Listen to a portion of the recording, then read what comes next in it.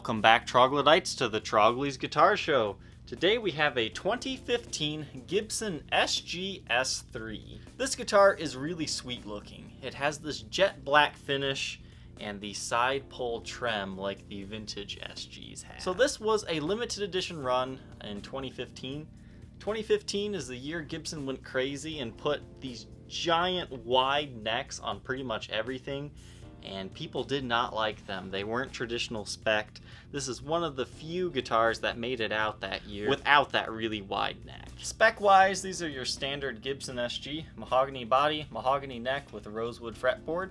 Now the original side pull trems, they're awful. They don't stay in tune. I haven't personally used one, but that's kind of what the internet says about them. Now this reissued one was supposed to fix all those issues, but in all honesty, it works, but as far as tuning stability, no, this guitar doesn't stay in tune. So what a lot of people will do, since they look so cool, is that they'll tighten these down and kind of hardtail them, and then they will stay in tune better. What you do is this thing actually pulls out like this. Now I'm not 100% sure which way you're actually supposed to do it. I'm guessing you're actually supposed to pull the strings upwards, like that, for a little bit of a shimmer, because whenever you pull down on this arm, it has this weird looseness to it. So I don't know, I'm not a big fan of the usage of this thing, but as far as looks, it is beautiful.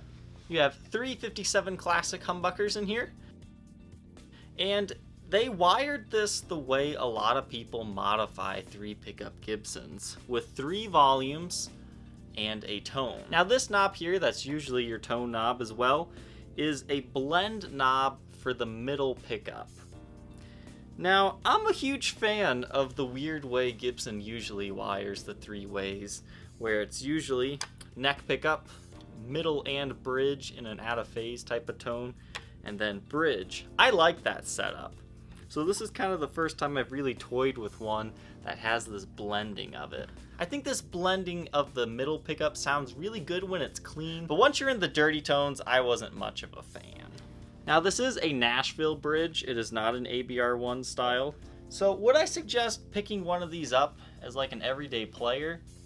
Maybe. If you can hardtail this thing and not have to worry about the tuning stability issues, great. Now as far as using this as your tremolo guitar, no, this thing does not stay in tune very well. So it's a very classy looking guitar, and it is a nice player.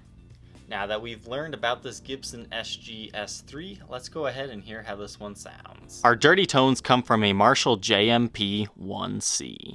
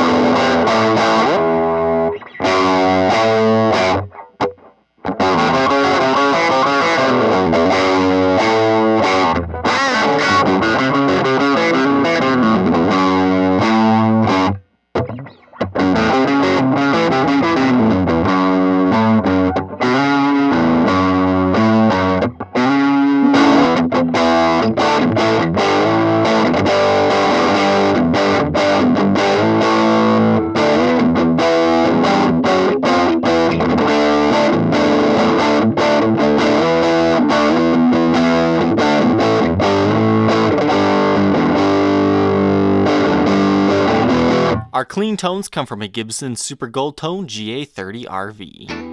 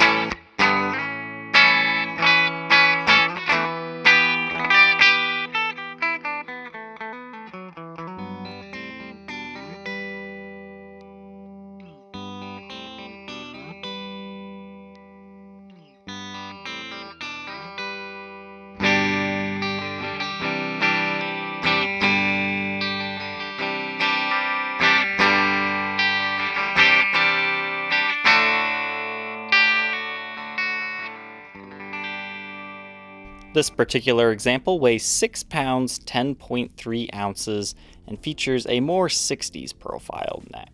Now that we've heard how this one sounds, let's go ahead and look at this guitar's condition. This guitar was sold to me as mint condition, hardly played, and what I got was kind of significantly different from it. You can see from far away, you've got your plastic still on the pick guard, that little sticker there. I mean, it looks like it's in pretty good shape, but there's a huge scratch going down here. Now that's not just a light scratch, that's a complete impression. Somebody either was using a metal pick and went ching, or they were using their screwdriver and it slipped. And you can see that's quite a line of damage there. At first when I looked at that when I opened the case, I thought, oh no, this one got damaged in shipping. So I thought, one of those, okay, it kind of stinks that it's on the top. But then I got to the back of the guitar, and once again, you've got those giant divots. These giant divot scratches all on the back as well. So that's kind of what's going to keep this one in the more affordable range. But other than that, this guitar is in pretty good shape. The face of the headstock is actually in pretty good shape. You have your crown emblem and the Gibson logo. You can see you do have a little bit of edge wear. You can see it must have dinged against something at one point in time. But overall, I would say the face of the headstock's fairly respectable. Even in the light, there's not a lot of even string change scratches. I mean, there's a few, but not a lot. This one has a rosewood fretboard, and it's kind of got that slim 60s profile going on. It's got a little bit extra to it, but not a lot. The frets show very minor wear, and something unique to look at here is this was produced in a year where Gibson did away with the fret nibs. And if you're not sure what a fret nib is, that's that little plastic part of the binding that goes over the end of the fret. Now on modern guitars, I find that the fret nibs actually have small gaps in them and they'll get caught. So I kind of like that they did away with the fret nibs for a few years. However, you do lose some of the prestige of a Gibson when you do that. Playability wise, this guitar is really nice. It's set up really well. It's kind of got a nice low to medium action. I mean, it's just where it should be. On to the body of the guitar. I mean, this guitar, it really is in good shape besides these giant gouges. I don't know who was working on this guitar or how that happened. Again, it was either a metal pick or most likely a slip of a screwdriver, because you can see that the pickup ring is also gouged there. But it's a huge line, and it does kind of take away from the top of the guitar. However, besides that line, you just kind of have your normal light nicks and dings like that one right there. And just a little bit of smudging from playing the guitar, as well as some polish marks. You also have another one down here. It looks like somebody was taking their lead out and just kind of grazed the finish there. But those are the two main marks on the top.